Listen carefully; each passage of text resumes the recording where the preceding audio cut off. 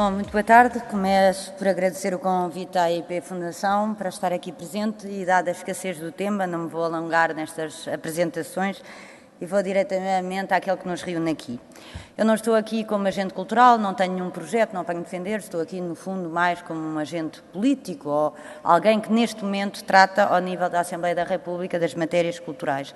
E o que eu trago aqui é, de alguma forma, uma reflexão, um enquadramento com aquilo que eu acho que são elementos que devem estar na base de toda a ação política. Não é só a resolução do presente, é também algum enquadramento e algum poder até de se projetar para o futuro. E começo pelo fim destas três temáticas, arte, tecnologia e o futuro de Portugal, e começo pelo futuro de Portugal e a revolução tecnológica. E começo também por essa grande inovação tecnológica que foi a invenção da imprensa móvel por Gutenberg no século XV e para nos lembrarmos um pouco de qual é que foi o seu impacto. Foi o ensino deixa de ser a exclusividade dos cleros, desenvolvem-se universidades e escola, democratiza-se o saber, o livro passa a ser público nas cidades, sobretudo as cidades mais comerciantes, mas não só. Deu também origem, graças a uma nova corrente de ideias, o humanismo, e, de alguma forma, foi o pontapé de saída para o Renascimento. É toda a estrutura da sociedade que é europeia que é afetada, o pensamento jurídico, o pensamento religioso, o pensamento político, o pensamento científico. Anuncia-se também uma nova hierarquia do poder. E toda esta profunda alteração exprime-se e afirma-se através da arte. A arte é e será sempre o espaço em que uma sociedade se conhece e se reconhece, se interroga e se afirma. A arte é o espaço das mutações por excelência.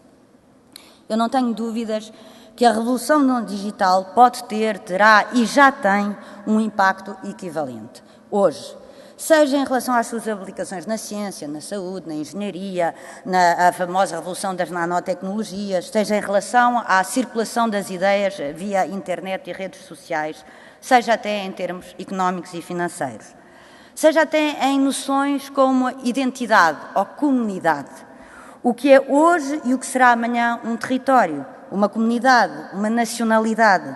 Podemos vir a assistir até a um novo redesenhar dos mapas. Não sei, o Leonel Moura já dizia, Portugal não existe, de alguma forma. Acho que ainda existe um bocadinho. Não há mais mundos novos para descobrirmos, como havia no século XV, mas eu não duvido que o próprio conceito de fronteira vai sofrer alterações. Isto não significa que se vá forçosamente alargar, até pode vir a reduzir-se. Se até agora a claustrofobia, se me permitem, nos impeliu para a descoberta de novos territórios, face às possibilidades infinitas do mundo em rede e da globalização, no fundo, não excluo que a médio ou longo prazo se dê uma inversão e que a sensação de agorafobia passe a ser dominante, ou seja, as logísticas da economia de escala também podem vir a sofrer radicais transformações. Estas transformações ou evoluções, sejam quais forem os seus contornos finais, são inevitáveis. A questão é, pois, de saber se somos ativos ou passivos perante essa inevitabilidade, ou seja, se nos sujeitamos a essas transformações ou se as protagonizamos. O tempo disponível não me permite desenvolver muito mais esta ideia, mas eu quero salientar aqui a extraordinária capacidade da sociedade portuguesa, que a sociedade portuguesa tem demonstrado nestes últimos 30 anos em adaptar-se às novas realidades. Somos dos países europeus que mais facilmente integra nos seus gestos cotidianos as inovações tecnológicas. E devo também salientar como, em apenas 10 anos, através de um investimento e uma estratégia sustentável para a investigação e a ciência, passámos a ser criadores e produtores de tecnologia.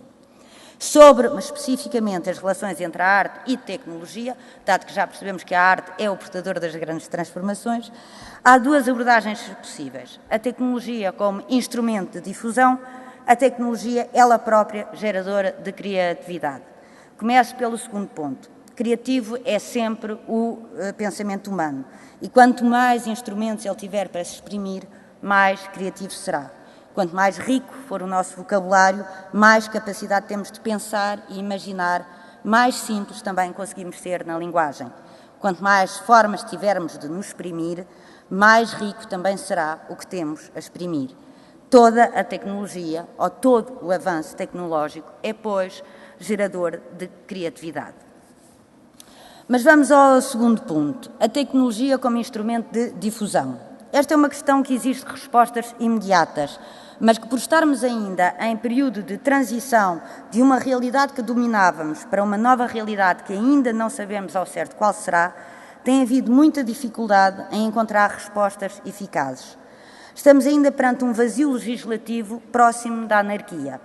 Anarquia que, do meu ponto de vista, é sempre nefasta para a criatividade, a diversidade e é muitas vezes uma base para tentações totalitárias, por mais paradoxal que isto possa parecer. Falo, obviamente, das questões em relação aos direitos de autor, aos sistemas de financiamento, tanto coletivos como individuais. Falo de tudo o que se pode designar por uma economia sustentável da cultura. Não sabemos ainda para onde esta revolução tecnológica nos levará, mas já nos apercebemos do que já mudou. As relações comerciais mudaram radicalmente. De algum modo, inverteram-se as relações entre a procura e a oferta, no sentido em que a oferta vem antes, muitas vezes, da procura. Podem dizer-me que sempre assim foi, mas havia uma questão de escala. E hoje em dia também ainda há. Ou seja, normalmente era uma minoria que começava por ter uma necessidade, encontrava a solução e depois essa solução encontrada, ou essa ideia, ou essa solução criativa democratizava-se. Hoje em dia, ou temos uma oferta muito individualizada, como já foi aqui falado, ou então também temos, e eu não faço aqui qualquer tipo de juízo de valores, por vezes pode ser positivo, por vezes pode ser negativo, mas temos a criação de necessidades massivas para responder a ofertas já pré-existentes também para massas. O que eu posso constatar, no entanto, é que isto tem contribuído muitas vezes para a uniformização das vontades e do gosto. Por isso têm surgido tantos debates sobre a não distinção entre entretenimento e cultura. Mais uma vez, não tenho tempo para desenvolver, mas quero aqui dizer que acredito que para manter viva a criatividade seja indispensável proteger nichos onde ela se possa desenvolver. Nichos que não podem ser atirados às feras, ou seja, não podem ser colocados em condições de concorrência desleal com o comércio cultural mundial. Veio também a tecnologia como difusor veio também alterar profundamente as relações entre o produtor e o consumidor, entre o criador e o espectador, pois veio de alguma maneira responsabilizar o espectador consumidor. Este passou a ser ele próprio criador. Eu sou criativo na forma como olho, como recebo, como interpreto uma obra. Aquilo que os teóricos da linguística e da literatura, de alguma forma, idealizaram como o leitor ideal, aquele que escreve o livro ao lê-lo, concretizou-se através da realidade das redes sociais. Mas o espectador ou leitor não se limita a ser criativo na forma como recebe. Ele é, simultaneamente, intérprete, crítico e difusor. Quais as consequências disto? E, mais uma vez, sem fazer aqui qualquer juízo valorativo, perante o mar de percepções individuais, é uma percepção coletiva que fica fragilizada. Ou seja, eu temo que o impacto de qualquer evolução estética na sociedade seja cada vez menor. Se não há uma ordem reconhecida por todos, como criar uma nova ordem? Devo acrescentar que eu acredito, embora possa parecer inquietante, que o movimento só se faz por solavancos, não é nenhum deslizar contínuo. E as revoluções estéticas são sempre revoluções políticas. Mais pragmaticamente, veio também alterar radicalmente o acesso à arte e à cultura. Os novos médias são médias para todo o serviço. Permitem informar, ouvir música, visitar museus, ler a imprensa, ler a literatura, ler ensaios, ver televisão, ouvir rádio, ver filmes, tudo isto sem sair de casa, para além de difundir as nossas próprias criações. Ora, não deixa de ser curioso reparar que justamente nesta altura assistimos a um ressurgir dos grandes espetáculos coletivos, sobretudo quando eles se prolongam no tempo. O sucesso dos festivais, seja qual for a sua área criativa, é um bom exemplo disso. Eu não posso deixar de ver neste fenómeno uma necessidade de contrariar a solidão e a comunhão virtual das redes sociais. E por isso também se assiste a um cada vez maior interesse por tudo o que é arte pública no espaço público, a partilha in loco e em comunhão da experiência criativa. Este ponto, de alguma maneira, responde ao anterior.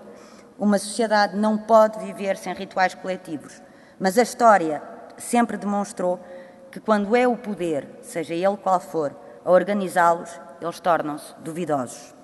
E para terminar, e para não acharem que isto é só teórico, faço aqui uma proposta concreta. Para concluir de forma mais pragmática, mas também mais política, eu não acredito que nenhum poder possa ter uma, e neste caso estou a falar de poder político, possa ter uma estratégia coerente e sustentável para a cultura, a arte, as indústrias criativas, os novos média, se não tiver em conta a realidade destes mesmos novos média para todo o serviço. Por isso defendo a criação em Portugal do Ministério da Cultura, da Comunicação e da Economia Digital. Muito obrigada.